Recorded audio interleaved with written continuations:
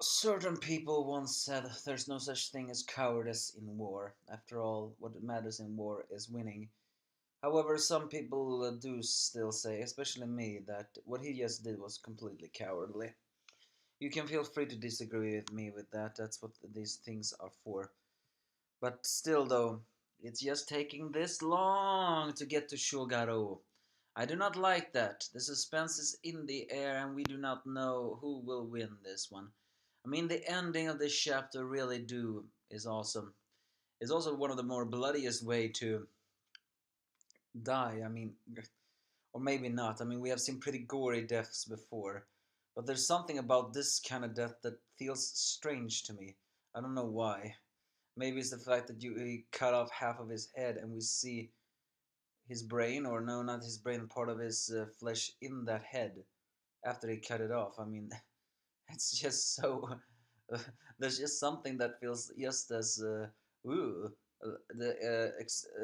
more than the times bodies are thrown. Although Kanki is still more cruel. Yes, this is the Kingdom chapter 593. I am the angry and offended despair reviewer. First of all, Shuosa hasn't kicked the bucket yet, although we still shouldn't assume he is winning.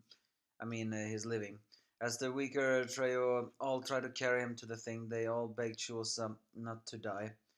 Elsewhere, the guy who's carrying him can hear Shuosa saying to Shin that he can do it, making him very emotional. Back to the battlefield of Shin. He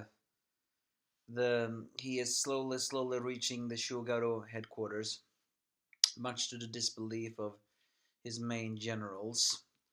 And indeed, Shugaro does consider the fact that what Shin is doing is very similar to how Oki always led his personal men uh, troops, or like turning them into demon gods or something like that.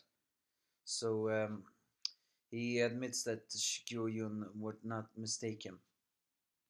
However, he decides to take Shin's head here and now, although not exactly with say as he calls for Yoshu and Yorin.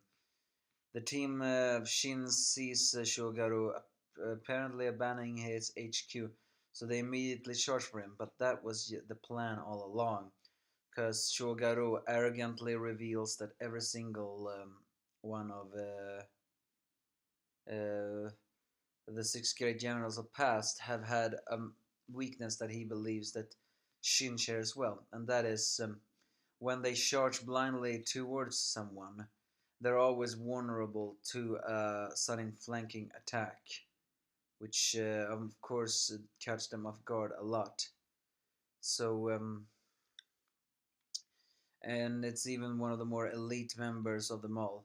Shin tries to fight him off, but then gets stopped by Jin and Yorsa, two very arrogant Yorsho and Jorin, who is the left and right commander respectively. The two very arrogant-looking men who are who apparently do not consider Shin any remotely dangerous. As Shogaro smiles of his conceded victories, saying that his methods may be simple, he still always fight uh, for victory, and even confirms that there may not even be anyone who's defending Karyo 10 right now. So please don't tell me that is true. This has to be Quinn's complete victory for now, otherwise they're never gonna win this war. As he proclaims that his method is to always win victories, Shin is being fought by the two right wing and left wing generals, who are very fierce, but of course fighting them to both. It looks like this is game over for Shin close as Soshua still mumbles, "You can do it, Shin," and as if Shin can hear that, he knocks away one spear as another one tries to stab him, and almost and do manage to stab. However, just as he does, Shin cut off half of his head, and that's what I meant by a little piece of the brain or the flesh is exposed as it does. There's just something about that death that feels more gruesome than deaths we normally see in Kingdom. I don't know why I felt like that. It's just the way maybe he just sliced off the head of it all. So Shin took damage now with the spear, but it's not exactly known how shallow it was. But this is Shin. He has immense recovery. One general is down, the other one is left. After that is only Shogaro left, but Shogaro very likely is gonna head towards the headquarters. So I'm just wondering, can someone just go and kill that arrogant bastard already? So yeah, this was high spaced. We're still playing with the fact that Shosa is still not dead, although we should not assume he's gonna survive either. There was some emotion there with that newbie team carrying him and begging him not to die. As and then the rest was just good action.